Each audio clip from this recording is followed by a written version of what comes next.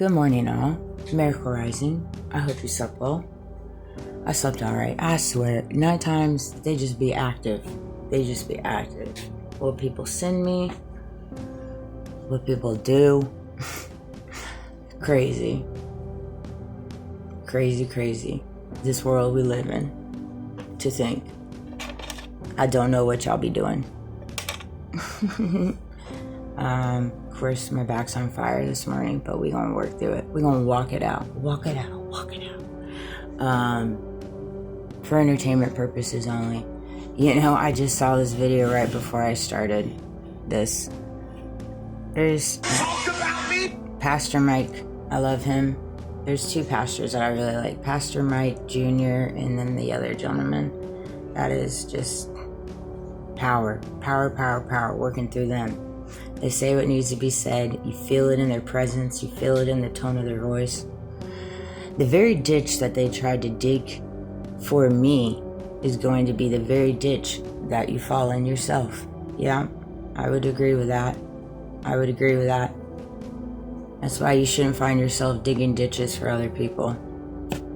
If you find yourself on the fence of digging ditches for other people, particularly if you find yourself on the fence doing such things and you label yourself as a Christian, label yourself part of a church, part of a society, or part of a cult, whatever.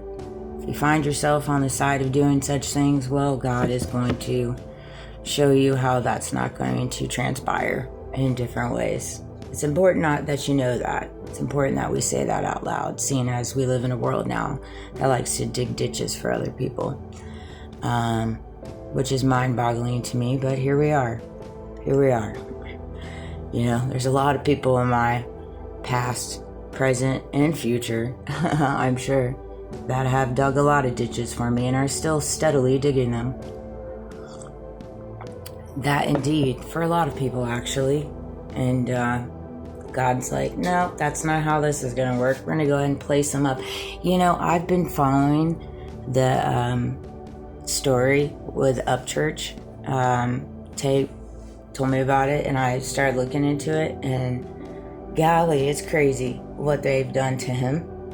And it's so crazy, too, because I saw him live here in my local community. I think it was 2019, 2020. He came to a club here. I had not heard him before, and man, he is great music, great music. And he stands for the people, and he couldn't be bought out. I think it's comical seeing the unraveling of the story that's transpiring with him in the music industry and what they've done to him, and how he won't sell his soul, and how he didn't take the payouts by so-and-so, you know? I think it's comical. And to see what so-and-so and so-and-so are doing now. You know? Get it together,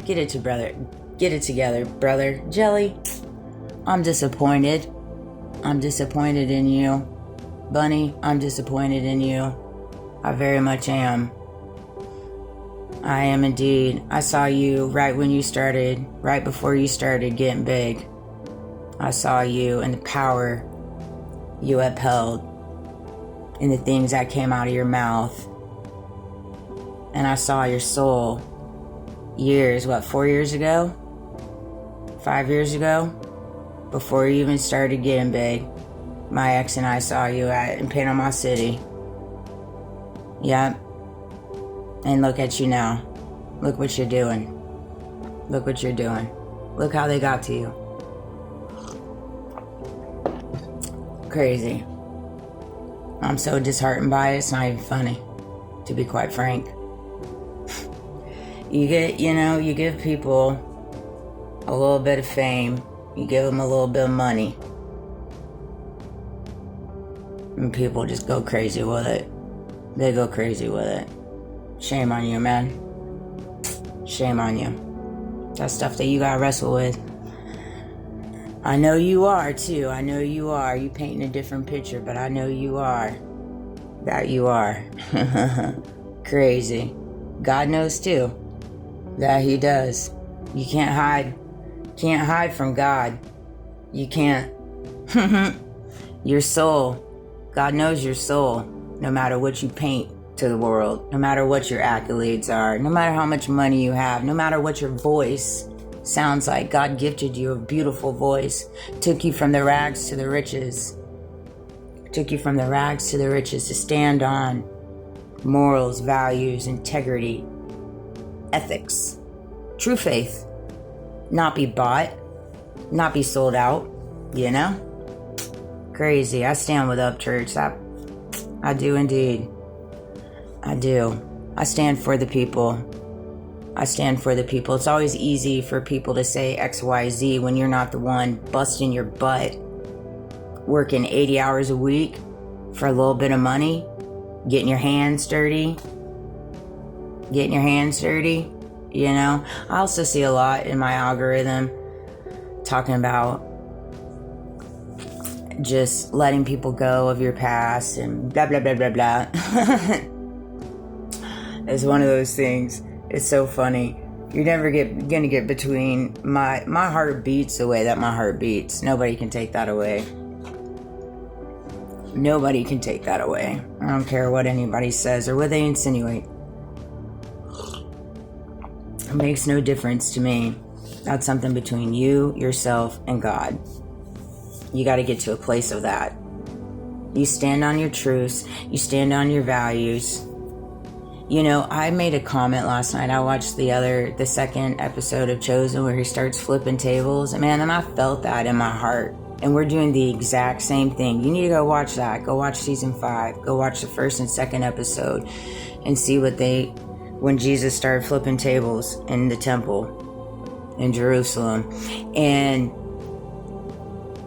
I believe it's Jerusalem. I could be wrong. But to see what they did and turn it into a business. Just the exact same thing we're doing now. Exact same thing we're doing now in churches. Everything's a business. Everything's about money. Everything's about tithing.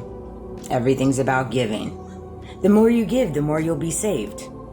It's the American way. You can sow bad seeds and be bad people, but if you pay us, you're a good person. That's what we created here. 'Tis it is. In different ways. And it's crazy. It's absolutely crazy. Because we're doing that now. And then here I am. You know, it's so funny too, because I know I'm being stoned. I know I'm being persecuted. I know I am. And I have been pretty much my entire life. But, whoo, buddy, the last couple years, I've been persecuted to no end. Times a trillion. Just like Jesus did.